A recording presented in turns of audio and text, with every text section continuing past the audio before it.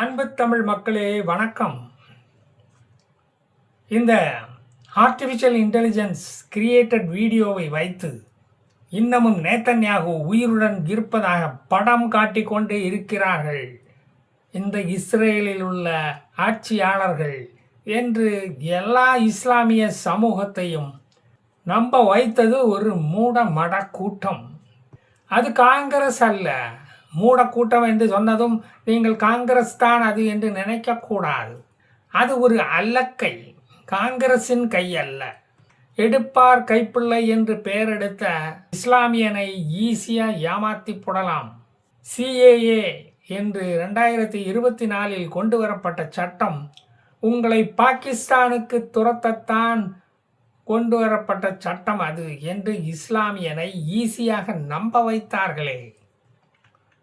மோடி ஒவ்வொரு Indian bank அக்கௌண்ட்டுக்கும் 15 கோடி போடுவதாக சொன்னார் என்று உங்களை நம்ப வைத்தார்களே அந்த கூட்டம்.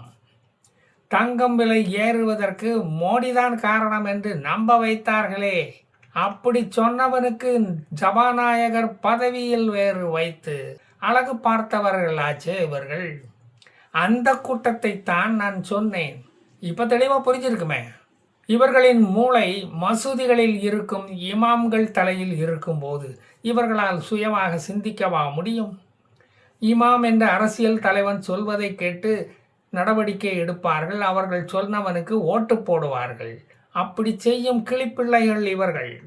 பெஞ்சமின் நேத்தன்யாகுவின் ஆவி வந்து சமீபத்தில் டீ குடிப்பது மாதிரியும் 10 விரல்களை காட்டுவது மாதிரியும் ஒரு வீடியோவை பார்த்து பயந்து ஓடி ஒளிந்த கூட்டம்தானே இவர்கள்.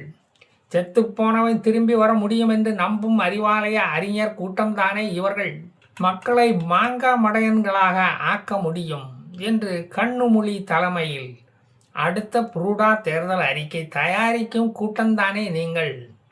நேத்தன்யாகுவுக்கு ஒரு கையில் 6 விரல்கள் இருப்பதாகவும் அப்படி ஒரு பிரேதத்தை இஸ்ரேலில் கண்டெடுத்ததாகவும் அது நேத்தன்யாகு போலவே இருந்ததாகவும் அது நேத்தன்யாகுவே தான் என்று சூடமடித்து சத்தியம் செய்து சோசியல் மீடியாவில் வீடியோ வெளியிட்ட முக்கால் பைத்தியங்கள் தானே நீங்கள். நேத்தன்யாகு இறந்து விட்டதாக பரப்ப எடுத்த முயற்சி தோல்வி அடைந்ததால் அதன் தாக்கம் அவர்களது ஆசனவாயை வந்து இப்போது அடைக்கிறது. ஃபைனான்ஸ் மினிஸ்டர் அப்பாஸ் அராக்கி, நாங்கள் எப்பாடுபட்டாவது எந்த கஷ்டம் வேண்டுமானாலும் பட்டு இந்த போரை தொடர்ந்து நடத்தி ஈரானியர்களின் கையில் பிச்சை பாத்திரத்தை கொடுத்து விடுவோம். அப்பத்தான் கோமனியின் ஆசை நிறைவேறி அவரது ஆன்மா சாந்தி வீட்டில் சாந்தி அடையும், அங்கு நிம்மதியாக உறங்கும் என்று கூறியிருக்கிறார் அவர். ஈரானின் அண்டர் கிரவுண்டு பங்குகளில் அடுக்கி வைக்கப்பட்டிருந்த ஆயுதங்கள், ஏவுகணைகள் இவற்றை எதிரிகள் தொட முடியாது என்று ஈரானிய அரைவேக்காட்டு அதிகாரிகள், சோப்லாங்கி இராணுவ அதிகாரிகள் நினைத்தார்கள். அந்த அண்டர் கிரவுண்டு டனல் நொறுங்கியதில் ஐஆர்ஜிசி அதிகாரிகள் காதலில் நொறுங்கிய இதயம் போல அவர்களின் இதயம் நொறுங்கி போய்விட்டது. அந்த வேலையை B2 ஸ்பிரிட் பாம்பர்ஸ் கனக்கச்சிதமாக செய்து முடித்து விட்டது. இதுவரை 3000 இடங்களில் தாக்குதலை நடத்தி இன்னொரு காசா பகுதியை ஈரானில் நிறுவி வருகிறது இஸ்ரேலும் அமெரிக்காவும். அந்த புதிய காசாவுக்கு எப்போ விடுதலை கிடைக்குமோ கிடைக்காதோ என்பது தெரியவில்லை. அறுக்க மாட்டாதவன் இடுப்பில் 1008 அருவாள் என்பது போல அண்டர் கிரவுண்டு மிசைல் சிட்டியில் 1008 ஏவுகணைகளை அடுக்கி வச்சது இப்போ எல்லாமே சாம்பலாகிவிட்டது. இறந்து போன ஈரானியர்களின் நெத்தியில் விபூதியாக அந்த சாம்பலை பூசுவார்கள் போல தெரிகிறது. ஐநாவோ அகதிகளுக்கு எப்போ பொங்கி போட வரணும், நாங்கள் எப்போ ஈரானுக்குள்ளே வர வேண்டும் என்று கேட்டுக்கொண்டு நச்சரித்து கொண்டு இருக்கிறார்கள். அவர்களுடைய நச்சரிப்பு வேற தாங்க முடியலப்பா. அகதிகளை கண்டா இவ்வளவு இறக்கம் கூடாது. கோடிக்கணக்கில் ஈரானிய ரியால்களை கொட்டி கட்டமைத்த அண்டர் கிரவுண்டு டனல், ஸ்டோரேஜ் ஹவுஸ்கள், மிசைல் சிட்டிகள் இப்படி தரைமட்டமானதை பார்க்க கோமனி என்ற சுப்ரீம் தலைவரே நம்மிடையே இப்போது இல்லையே என்று நினைக்கையில் தாங்க முடியாத, அடங்க மாட்டாத சிரிப்பு தொண்டையில் வந்து முட்டி நிற்கிறது. எந்து செய்யாம் என்ற பகவானே, கோமனி நினைத்தார், நம்மிடம் உள்ள 25,000 பாலிஸ்டிக் மிசைல்கள் மட்டும் இஸ்ரேலையும் அமெரிக்காவையும் அழிக்க போதும் என்று கணக்கு போட்டார். ஆனால் அமெரிக்காவோ 2000 பவுண்ட்ஸ் எடையுள்ள பங்கர் பஸ்டர் பாம்களை போட்டு பெருச்சாளி பொந்து டெக்னாலஜியை பொளந்து கட்டிவிட்டது. ஏவுகணை தயாரிக்கும் ஒர்க் ஷாப்புகளையும் 12 GPU 57 பாமை வைத்து சோலியை முடித்து மூடு விழா, ஜாலி விழா எல்லாத்தையும் நடத்திவிட்டது. டெத் டு இஸ்ரேல் என்று கூவியது மாறி டெத் டு ஈரான் என்று ஆகிவிட்டது. இதைத்தான் கெடுவான் கேடு நினைப்பான் என்ற தமிழ் பழமொழி நிரூபித்துள்ளது. 15 கிலோமீட்டர் தூரத்தில் வானத்தில் இருந்து கொண்டே இந்த தாக்குதலை அமெரிக்கா வெற்றிகரமாக நடத்தியுள்ளது. அதனால் எதிரிகள் அமெரிக்காவை திருப்பி தாக்க முடியவில்லை. கூட்டத்தில் எவனாவது புடதையில் அடித்தா அது எவன் என்று ஈஸியாக கண்டுபிடிக்க முடியாது. அப்படித்தான் அதே மாதிரி தான் திகைத்து போய் இருக்கிறது இந்த ஈரவங்காயம் Iran. GPU 57 bomb special steel உலோகத்தை வைத்து தயாரிக்கப்பட்டது. 60 மீட்டர் ஆழத்தை அனாயாசமாக துளைத்து கொண்டு சென்று அங்கிருந்தே வெடித்து சிதறி சுற்றி இருக்கும் இடத்தை இல்லாமல் செய்துவிடும் ஆற்றல் உடையது. இது போன்ற பாமை யூஸ் பண்ணித்தான் ஹசன் நஸ்ருல்லா இருந்த இடத்தை உரு தெரியாமல் ஆக்கி கொண்டது இந்த இஸ்ரேல். அவரை இந்த DNA டெஸ்ட் பண்ணி கூட அவரது உடலை கண்டுபிடிக்க முடியவில்லை. அதற்கு ஒரு சொட்டு இரத்தம் கூட இல்லாமல் அந்த தாக்குதல் நிகழ்ந்து விட்டது. இஸ்ரேல் அங்கே ஒரு நசருல்லாவின் இரத்த பொரியலையும் நடத்திவிட்டது. அங்கே கிடந்த கருப்பு சிவப்பா கிடந்த மணலை குத்து மதிப்பா அள்ளி கொண்டு போய் மண்பானையில் போட்டு இதுதான் நசருல்லா, ஹசன் நசருல்லா என்று தங்களை தாங்களே ஏமாற்றி கொண்டார்கள்.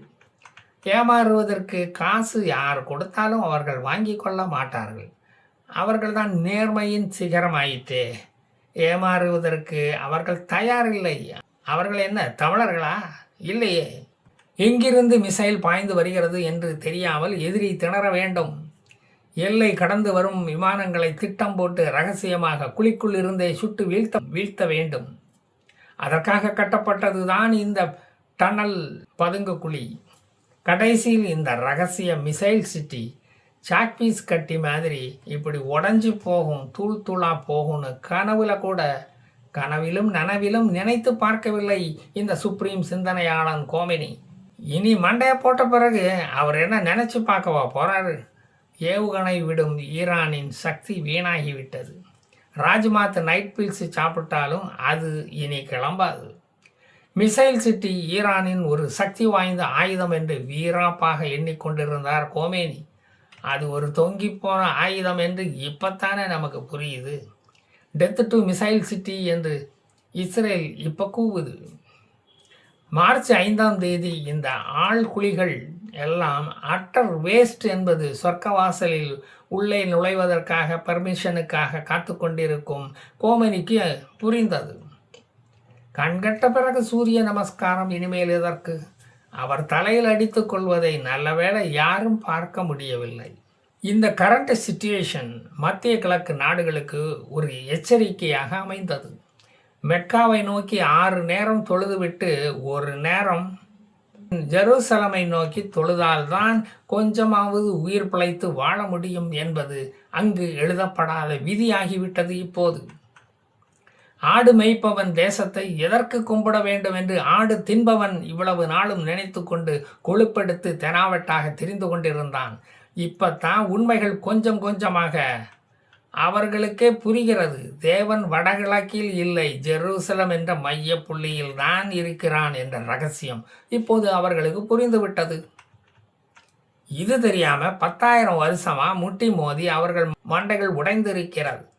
அதனால தான் அரபிகள் தலைக்கு தலைப்பாகை அணியும் வழக்கமே வந்திருக்கிறது என்பது இப்போது நமக்கு புரிகிறது. இந்த மிசைல் சிட்டிகளை கண்டுபிடிப்பதில் மொசாத்துக்கும் CIAவுக்கும் சிரமம் இருந்தது உண்மைதான். மிசைல்களை ஏற்றிச் செல்லும் லாரிகளை தந்திரமாக கொண்டு செல்ல ஈரானுக்கு தெரியவில்லை. தலைக்கு மேலே ஒருத்தன் பார்த்துக்கிட்டு இருப்பானே என்கிற எண்ணமே அவர்களுக்கு இல்லை. எல்லாத்தையும் மேலே இருக்கிறவன் பார்த்துக்கிடுவான் என்று இருந்து விட்டார்கள். அவன் நல்லாவே பார்த்துட்டான். இஸ்ரேலும் அமெரிக்காவும் சேட்டலைட் கேமராக்களை வச்சு நல்லாவே பார்த்துக்கிட்டு இருந்தான் என்பதை ஈரான் இராணுவம் மறந்து விட்டதோ? புலையர் என்று புடதையில் அடி விழுந்ததும் தான் அது தெரிய வந்தது. அப்போது அது டூ லேட் என்று புரிந்து கொள்ளத்தான் அவர்கள் எல்லோரும் லேட் பட்டம் வாங்கிவிட்டார்களே. அதற்குள் அவர்களின் பெருவிரல்கள் சேர்த்து ஒன்றாக கட்டப்பட்டு விட்டன. ஈரானில் உள்ள போர் செய்திகளை சேகரிக்க சென்ற ஆர்எஸ்பி மீடியா நிருபர்கள் இஸ்ரேலிய அமெரிக்க போர் விமானங்கள் தாழ்வாக பயமின்றி பறப்பதை நாங்கள் பார்த்தோம் என்று சொல்லி இருக்கிறார்கள். அவற்றுக்கு எந்த பயமும் இருந்ததாக தெரியவில்லை. எதிர்ப்புகளே இல்லை என்பதால் தைரியமாக அவை தாழ்வாக பறந்தன. சிவிலியன் டார்கெட்டுகளை அவர்கள் தாக்கவில்லை. இருந்தாலும் பாதி ஈரானியர்கள் நாட்டை விட்டு வெளியேறி துருக்கி, அஜர்பைஜான், ஆர்மீனியா பகுதிகளுக்கு சென்று விட்டார்கள். கூடிப்போனால் இன்னும் 2 வாரத்தில் போர் முடிந்துவிடும் என்று சொல்கிறார்கள் அவர்கள். சந்தடி சாக்கில் அலி லாரிஞ்சானி என்ற கோமனியின் பீச்சாங்கையை கொன்றுவிட்டார்கள். அவர்தான் இந்த செக்யூரிட்டி சீஃபாக செயல்பட்டவர். லாரிஞ்சானி குடும்பத்தில் 5 பேர்கள் உண்டு. அதில் 3 பேர் தீவிர அரசியலில் உள்ளவர்கள். அதில் இந்த அலி லாரிஞ்சானி தான் கோமனியின் காதில் போய் கிசுக்கும் அளவுக்கு அதிகாரம் உள்ளவர். பாவம், தாய் நாய் செத்து போனா குட்டி நாயால் என்ன செய்ய முடியும்? அதுவும் போய் சேர்ந்து விட்டது. அதனால் நானும் போய் கோமனி அரண்மனையை போய் பார்த்து விட்டு வந்து மீதியை சொல்கிறேன். வரட்டா?